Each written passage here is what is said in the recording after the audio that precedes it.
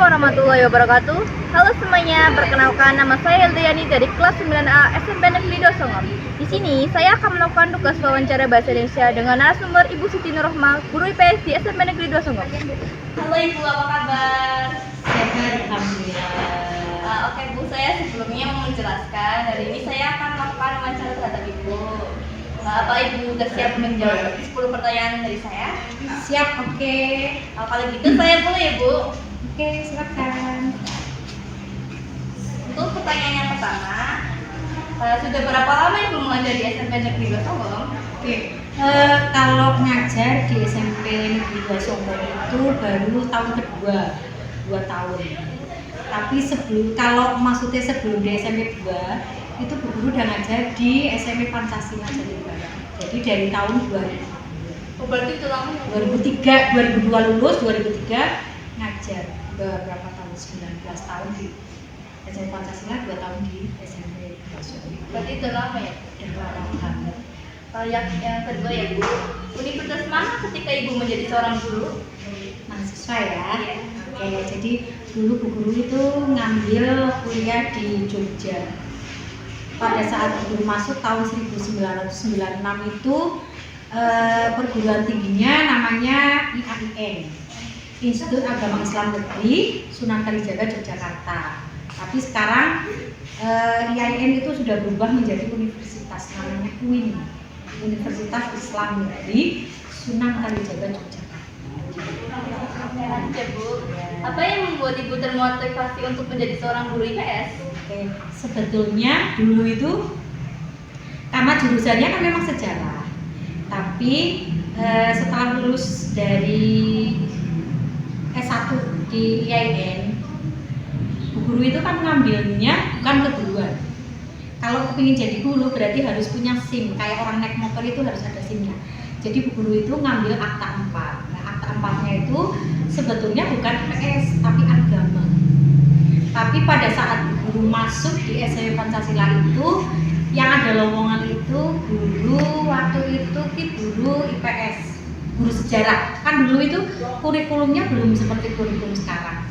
Dulu itu mapel IPS itu terbagi-bagi, ada sejarah, ada ekonomi, ada geografi. Jadi Bu Guru waktu itu ngajarnya sejarah. Lah, termasuk berarti di dalamnya itu IPS. Jadi sejarah itu sekarang itu termasuk dalam satu kesatuan mapel IPS terpadu. Jadi bukan asli IPS, tapi karena ngajarnya waktu itu ada lowongannya IPS, ya apa Bu Guru ngajar. Tapi kan memang ya kuliahnya di sejarah sih, jadi gitu. Lanjut ya Bu. Oke. Sebelum Ibu menjadi guru IPS, apakah ada cita-cita lain sebelum itu? Sebetulnya dulu itu kan setelah lulus dari Aliyah, dulu kan guru Aliyah. Ya teman-teman setelah lulus SMA Aliyah itu kerja di Jakarta. Guru pingin banget kerja di Jakarta, tapi ternyata tidak boleh oleh orang tua. Jadi harus kuliah. Udah kuliah. Jadi sebelum jadi guru tidak ada persiapan. Nggak ada niatan. Pinginnya tak kerjanya kayak teman-teman lihat senang kerja di Jakarta, tapi ternyata tidak boleh. Udah guru ngikut apa yang diperintahkan sama orang tua. Jadi udah kuliah, setelah kuliah lulus ternyata ada lowongan jadi guru. Ya Bu. Kira-kira apakah ada hambatan selama menjadi guru? Kalau hambatan kan sebetulnya mau pekerjaan yang lain selain guru juga banyak. Ada sih kalau misalkan kayak dulu itu kan hambatannya, guru itu kan waktu ngajar terus berapa tahun itu kan karena letak lokasinya sekolah itu kurang strategis, jadi siswanya itu kurang, hambatannya di situ.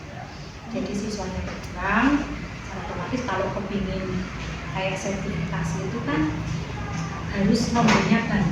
Sementara di Pancasila itu waktu itu hanya ada 3 kelas 1, kelas 2, kelas 3. Tapi umumnya waktu itu tahun 2008 itu selain ngajar di Pancasila, kita ngajar di SMP 2 abad baru. Jadi nyambung. Kira-kira berapa lama waktu yang ditempuh dari rumah ke sekolah?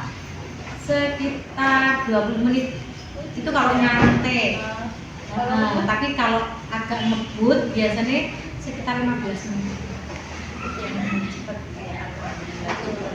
Kira-kira gimana cara ibu mengajar agar siswa-siswi merasa senang di jam pembelajaran itu? Apa sih ya, kadang-kala kan ada anak yang ini ya, mungkin kurang suka ke pelajarannya atau mungkin ke gurunya, ya tinggal gini aja dimotivasi anak-anaknya supaya mereka itu senang dengan pelajarannya. Kalau senang dengan pelajarannya, otomatis dia akan senang juga dengan gurunya. Kayak gitu aja, pakainya trik kayak gitu.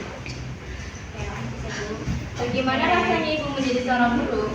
Rasanya senang, bangga, karena istilahnya bisa mencerdaskan anak bangsa.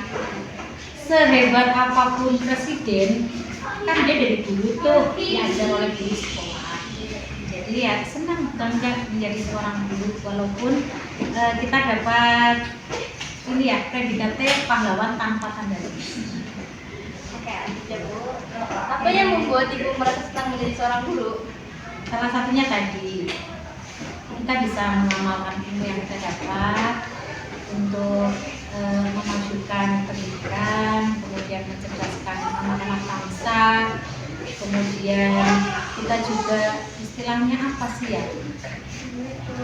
belajar, mengajar sambil belajar, karena sebetulnya anak-anak itu pandai, mungkin bisa melebihi.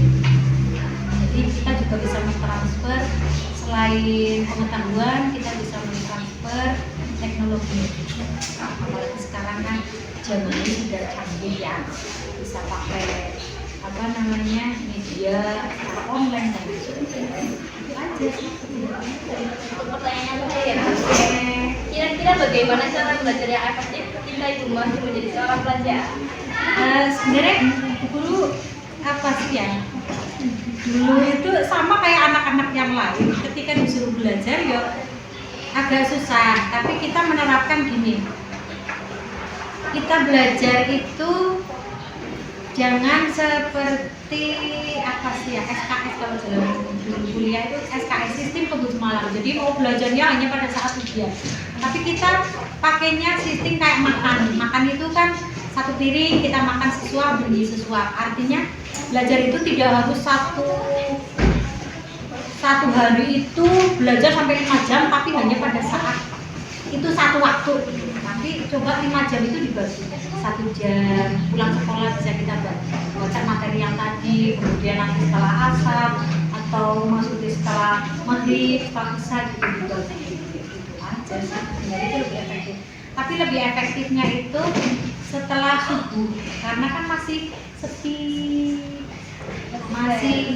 pikiran juga fresh gitu kan, tidak ada banyak gangguan. Kalau sudah mulai siang atau malam itu kan biasanya kita terbentur ada tontonan kan, jadi itu nonton TV dulu, ada kepingin mungkin ada ngaji dan lain sebagainya. Tapi kalau sebelum subuh atau setelah subuh itu masa-masa yang tenang, jadi enak aja ya.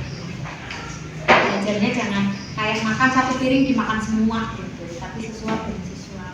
Ini belajar itu 5 kali 1 atau 1 kali 5 itu kan makan 1 berarti dia 1 hari tapi 5 kali. Tapi kalau 1 kali 5 kan berarti kamu ini 1 tapi.